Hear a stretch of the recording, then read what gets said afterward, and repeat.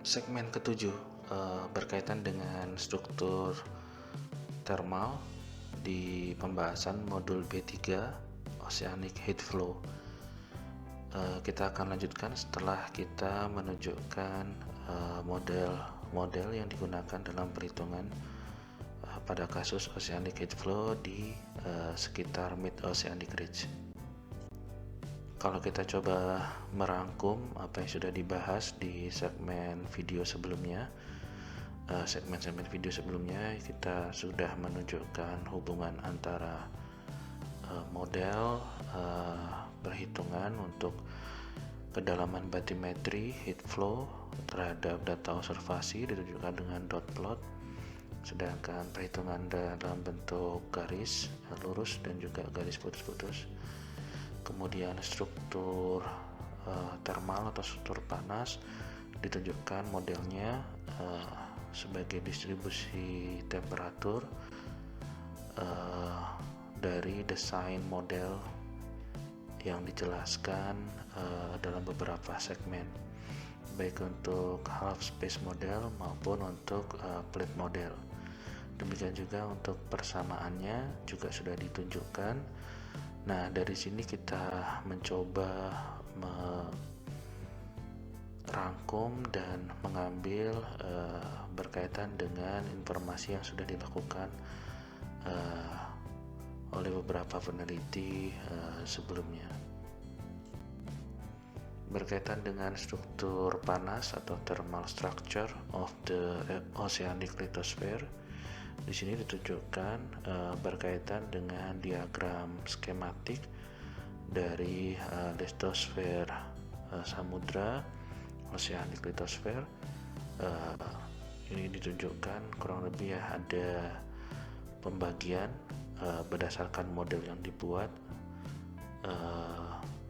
baik secara vertikal maupun di bagian horizontal dari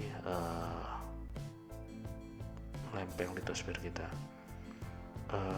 Di bagian bawah dari batas lapisan mechanical atau mechanical boundary layer, berarti bagian bawahnya ini merupakan isotherm atau isothermal, dipilih untuk merepresentasikan transisi antara kelakuan material yang rigid di bagian atas dan material yang relatif lebih viskos.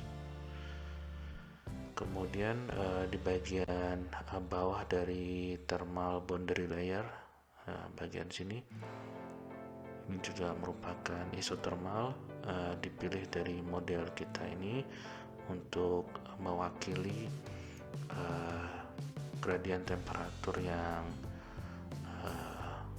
relatif tepat berkaitan dengan posisi di bagian bawah dari lempeng yang rigid begitu ya.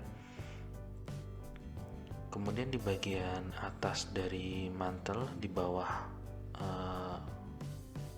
lapisan thermal ini, gradien temperaturnya untuk yang di mantel ini didekati dengan adiabatik ya.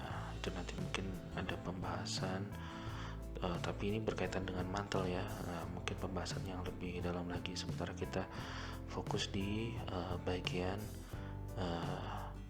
litosfer dan juga kerak begitu.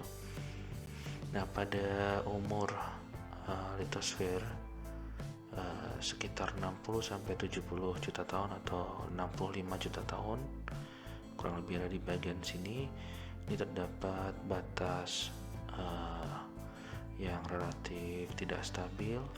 Nah, biasanya ini dijelaskan juga berkaitan dengan aktivitas di mantel, di mana di situ terdapat skala kecil dari konveksi di mantel, dan di situ mungkin penjelasannya akan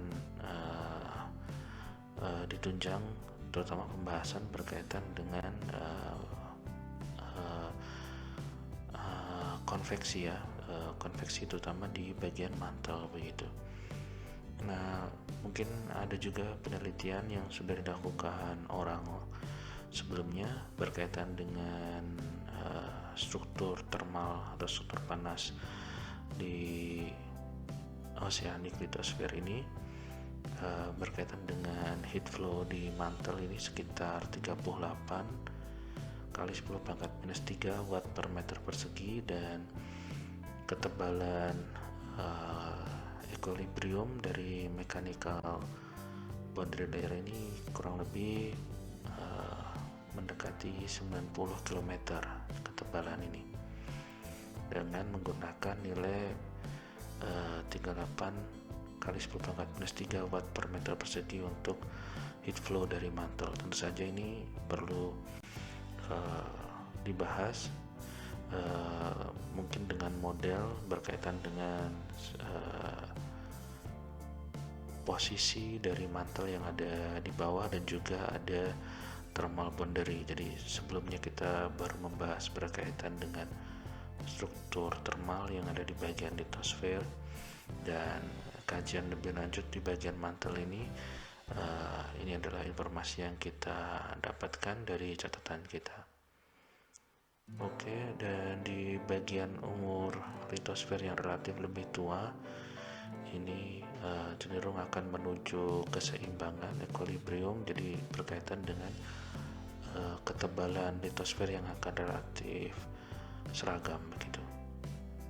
Oke, demikian pembahasan kita untuk oceanic heat flow.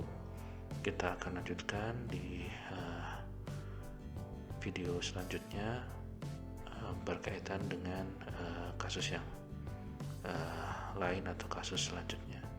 Oke, terima kasih, semoga bermanfaat.